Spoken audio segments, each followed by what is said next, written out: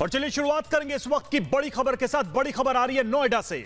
जी हां, नोएडा में कल आपको बताया चुनाव के दौरान दो गुटों में हिंसक झड़प हुई थी, उसमें कई लोग जख्मी हुए थे और इस मामले को लेकर अब पुलिस ने एफआईआर दर्ज कर लिया है। नोएडा के सिकंदराबाद में कल चुनाव के दौरान दो पक्षों में मारपीट के मामले में पुलिस ने केस दर्ज कर लिया है। पुलिस ने 8 आरोपियों के खिलाफ मामला दर्ज किया है। आरोप है कि महेश शर्मा और सतबीर नागर के समर्थकों के बीच मतदान के दौरान यह झड़प हुई थी और इसके बाद रात को दोनों पक्षों में जमकर मारपीट भी हुई और झड़प के दौरान फायरिंग भी हुई थी। फायरिंग में एक शख्स जख्मी हो गया था। 8 लोगों के खिलाफ इस मामले के तहत केस दर्ज किया गया है। नोएडा में जो हिंसक झड़प हुई थी कल चुनाव के दौरान। जी हां, इस झड़प के बाद जो शख्स घायल हुआ उसकी तस्वीरें भी आप देख रहे हैं किस तरीके से। तो चुनाव के दौरान दो उम्मीदवारों के समर्थक आपस में भिड़ गए और नतीजा यह हुआ कि फायरिंग हुई, उसमें एक व्यक्ति घायल भी हुआ है और इसमें अब मामला भी दर्ज कर लिया गया है 8 लोगों के खिलाफ। जी हां, तो सिकंदराबाद फायरिंग मामले में केस दर्ज। नोएडा के सिकंदराबाद में पुलिस ने 8 लोगों के खिलाफ नामजद केस दर्ज किया है। कल मतदान के दौरान हुई थी यह झड़प और महेश शर्मा और सतबीर नागर के समर्थकों में यह झड़प हुई थी, जहां पर फायरिंग भी हुई थी।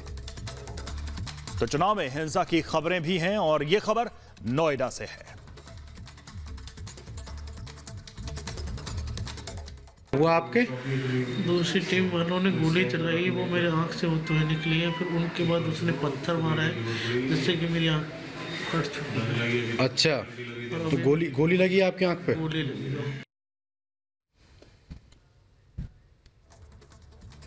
तो नोएडा में फायरिंग और कल रात ये झड़प भी हुई। वोटिंग के बाद सवाल ये कि बुलेट चलाने वाले कौन? दो उम्मीदवारों के समर्थक ही आपस में भिड़ गए और नतीजा ये कि देखिए एक शख्स बुरी तरीके से घायल हुआ है और इस मामले में 8 लोगों के खिलाफ केस दर्ज किया गया है।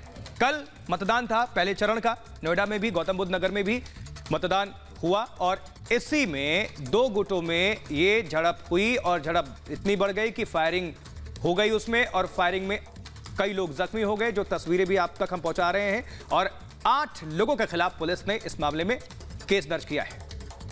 तो बड़ी खबर है। और आशुतोष, जिस तरीके से हिंसा की खबरें कल भी आई थी और देखिए कल जो हुआ उसकी खबरें आज भी आ रही हैं और इसमें पुलिस आगे भी कार्रवाई भी कर रही है। सवाल यह है कि बिना हिंसा के क्या चुनाव संभव है? क्या यह संभव है कि ऐसी घटनाएं न हो और शांतिपूर्ण तरीके से चुनाव हो जाएं? निश्चित तौर पर यह बड़ा गंभीर प्रश्न है और हर जगह से अलग अलग तस्वीरें जो है निकलकर सामने आई। देश भर में कल हमने दिखाया किस तरह से आंध्र प्रदेश की अगर बात कर ले तो वहां भी हिंसक झड़पें सामने निकलकर आई थी, जहां पर टीडीपी के समर्थक और वाईएसआर कांग्रेस की अगर बात करें, जगनमोहन रेड्डी और नायडू के जो समर्थक हैं आपस में भिड़ गए। वहां पर 2 लोगों की मौत भी हुई और कई लोग जख्मी हुए थे। वहीं उत्तर प्रदेश के शामली से भी इस तरह की घटना सामने निकलकर आई थी। रवि, और अब खबर एक नोएडा से भी, जहां हिंसा हुई है वोटिंग के बाद और गोलियां भी चली हैं।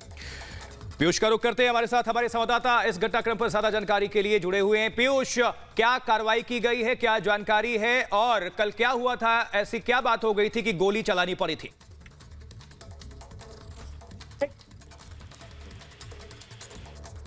पीयूष, आप तक हमारी आवाज पहुंच पा रही है? लगता है पीयूष से संपर्क नहीं हो पा रहा। दोबारा कोशिश करेंगे उनसे अपडेट लेने के लिए और दोबारा संपर्क करेंगे। फिलहाल आपको बड़ी खबर यही बता दें, नोएडा से जो आ रही है, सिकंदराबाद इलाके में झड़प हुई थी।